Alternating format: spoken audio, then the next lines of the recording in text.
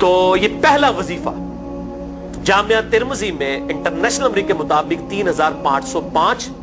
مشکات میں 2292 نمبر یہ حدیث ہے، اور قرآن حکیم میں تو ہم پڑھ چکے ہیں سورۃ الانبیاء آیت نمبر 87 اور 88 میں آپ صلی اللہ علیہ وسلم نے ارشاد فرمایا کہ یونس علیہ السلام نے مچھلی کے پیٹ میں اپنے رب کو ان الفاظ کے ساتھ پکارا تھا، لا الہ الا انت سبحانک انی کنت من الظالمین، اور پھر آپ صلی اللہ علیہ وسلم نے فرمایا کہ جو کوئی شخص اپنے کسی بھی معاملے میں،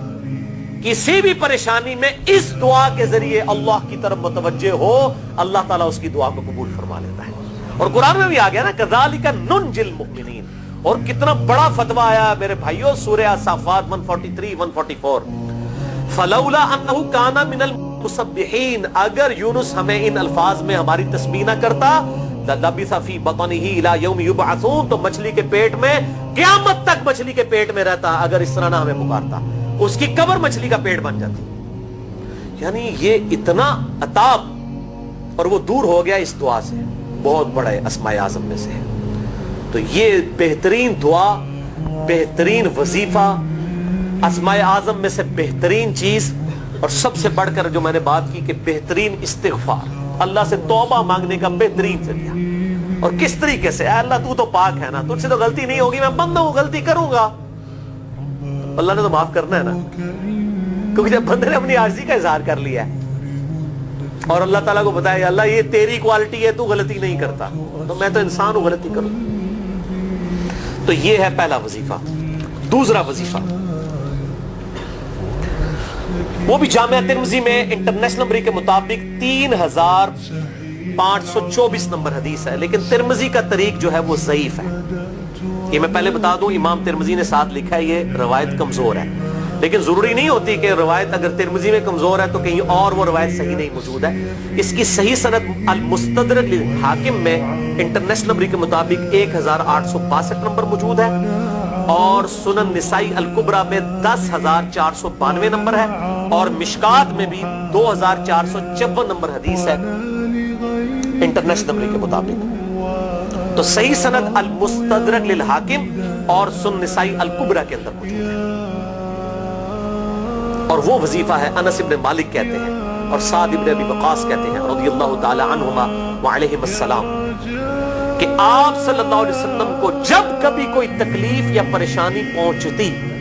تو آپ صلی اللہ علیہ وآلہ وسلم ہمیشہ ان الفاظ میں اپنے رب کو پکارا کرتے، یا حی یا قیوم برحمتک استغیث، اے خود سے زندہ ہر چیز کو تھامنے والے، میں تیری رحمت کے ساتھ تیری مدد کا سوال کرتا ہوں۔ استغیث بولیں گے نا الف کے ساتھ، حمزہ کے ساتھ،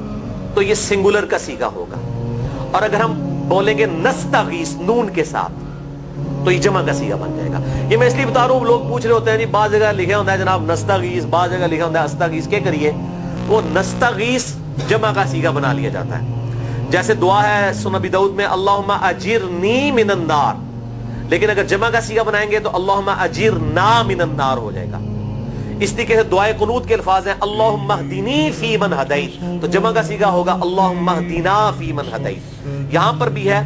یا حی یا قیوم برحمتک استغیث سنگولر کا صیغہ، اور نستغیث پلورل کا صیغہ، جمع کا صیغہ۔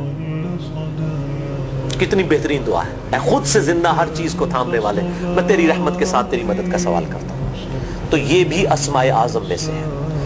اب تیسرا وظیفہ جو ہے کمال وظیفہ، صحیح بخاری میں موجود ہے انٹرنیشنل نمبر کے مطابق 4563 نمبر۔ ابن عباس رضی اللہ تعالی عنہما کہتے ہیں وعلیہم السلام، وہ کہتے ہیں کہ سیدنا ابراہیم علیہ السلام کو جب آگ میں پھینک رہے تھے نا، تو ابراہیم علیہ السلام نے اس وقت کہا تھا حسبنا اللہ و نعم الوکیل، ہم نے اللہ ہی پر بھروسہ کیا اور وہی بہتر کارساز ہے۔ اور تمہارے نبی صلی اللہ علیہ وسلم کو بھی جب مصیبت اور پریشانی آتی تھی وہ بھی پڑھا کرتے تھے حسبنا اللہ و نعم الوکیل، ہم نے اللہ ہی پر بھروسہ کیا اور وہی بہتر کارساز ہے۔ اس کے اندر وہ شعر جو بنا دیا نا نعم المولا و نعم النصیر، ویسے الگ سے آیت ہے، الگ سے آیت ہے، لیکن یہ شعر نہیں بنانا، بس اتنا ہی وظیفہ ہے حسبنا اللہ و نعم الوکیل۔ اور یہ جو انہوں نے کہا کہ نبی صلی اللہ علیہ وسلم بھی یہ کہتے تھے، اس کا ذکر الحمدللہ قرآن میں بھی موجود ہے، اس سے بھی بڑھ کر سورہ آل عمران کی 173 نمبر آیت میں ہے کہ جب نبی صلی اللہ علیہ وسلم اور اہل ایمان کو یہ خبر پہنچی کہ کافر ان کے خلاف سازشیں کر رہے ہیں، تو نبی اور اہل ایمان نے پکارا حسبنا اللہ و نعم الوکیل۔ تو حسبنا اللہ و نعم الوکیل قرآن کی آیت بھی ہے، اور یہ ہے وہ آیت، وظیفہ قرآن میں آیا ہوا ہے یہ، آل عمران 173 اور صحیح بخاری 4563۔ اور مجھے بڑا وجد آیا کہ ابراہیم علیہ السلام کو جب آگ میں پھینکنے لگے تھے، انہوں نے اس وقت اللہ کو ان الفاظ کے ساتھ پکارا، حسبنا اللہ و نعم الوکیل۔ اچھا، یہ جتنے بھی وظیفے ہیں نا میرے بھائیوں، ان کا فائدہ اسی وقت ہے جب آپ کو ترجمہ بھی ان کا آتا ہوگا، ورنہ آپ روزانہ جتنی مرضی تسبیحیں کھینچتے رہے کوئی فرق نہیں پڑے۔ اس لیے میرا ایک پرسنل مشورہ ہے کہ جب بھی یہ وظیفے پڑھیں نا آپ، اردو ترجمہ بے شک آتا بھی ہو رہا ہے، ایک دفعہ اپنی زبان میں اس کو ریپیٹ کریں، یعنی آپ پڑھیں حسبنا اللہ و نعم الوکیل، میں نے اللہ ہی پر بھروسہ کیا اور وہی بہتر کارساز ہے۔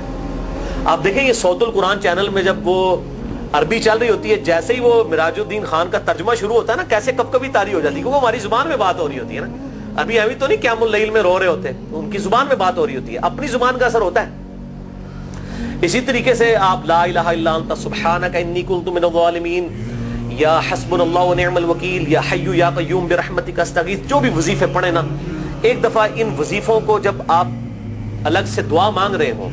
اس وقت اس کو آپ اپنی زبان میں بھی دہرائیں، اور اس کے لیے کوئی تسبیح نہیں کھینچنے کی ضرورت کہ آپ نے اتنے 100 دفعہ پڑھنا ہے۔ تسبیح تو ویسے ٹھیک ہے، وہ آپ استعمال کر سکتے ہیں، لیکن